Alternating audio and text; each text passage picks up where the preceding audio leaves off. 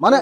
এতিয়া যদি কংগ্ৰেছ চৰকাৰৰ দিনত তেওঁ দুৰ্নীতিত লিপ্ত হৈছিলে তেতিয়াহ'লে তেওঁ লগে লগে এতিয়া জেললৈ যাব লাগে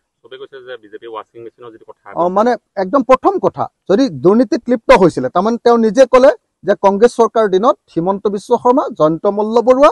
পীযুষ হাজৰিকাহঁতে কেলেংকাৰী কৰিছিলে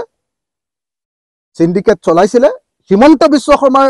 নেতৃত্বত চলা যে সিন্ডিকেট ৰাজ কংগ্ৰেছৰ দিনত চলি থকা সিন্ডিকেট ৰাজ তাৰে দ্বিতীয় সংস্কৰণ হ'ল বিজেপিৰ দিনত চলি থকা এতিয়া দুৰ্নীতি আৰু সিন্ডিকেট ৰাজ এইটো এবাৰ প্ৰমাণিত হ'ল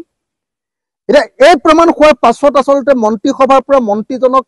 বৰখাস্ত কৰিব লাগে নে নাই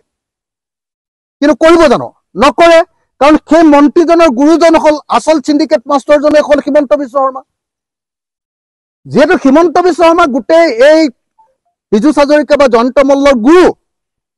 গতিকে হিমন্ত বিশ্ব শৰ্মাই পীযুষ হাজৰিকাক কেতিয়াও বৰখাস্ত নকৰে জয়ন্ত মল্ল বৰুৱাক কেতিয়াও বৰখাস্ত নকৰে গতিকে অতি সোনকালে মই বৰখাস্ত কৰিবৰ কাৰণে দাবী জনাইছো লগতে আপুনি যেটো কথা কৈছে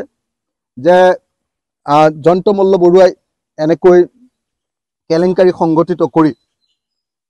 প্ৰমাণ কৰি দিছে যে আচলতে কংগ্ৰেছৰ দিনত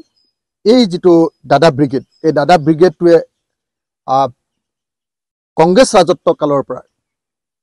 কাৰ শাসনৰ পৰা মই নাজানো কংগ্ৰেছৰ শাসনৰ কালৰ পৰাই যে আচলতে এই কেলেংকাৰী সংগঠিত কৰি আহিছে এটো প্ৰমাণিত হ'ল আৰু এই প্ৰমাণ হোৱাৰ কাৰণে মই ভাবো যে জয়ন্ত মল্লক গ্ৰেপ্তাৰ কৰিব লাগে গ্ৰেপ্তাৰ তেওঁ নিজে স্বীকাৰ কৰি দিছে যে মই এই কেলেংকাৰী কৰাটো হয়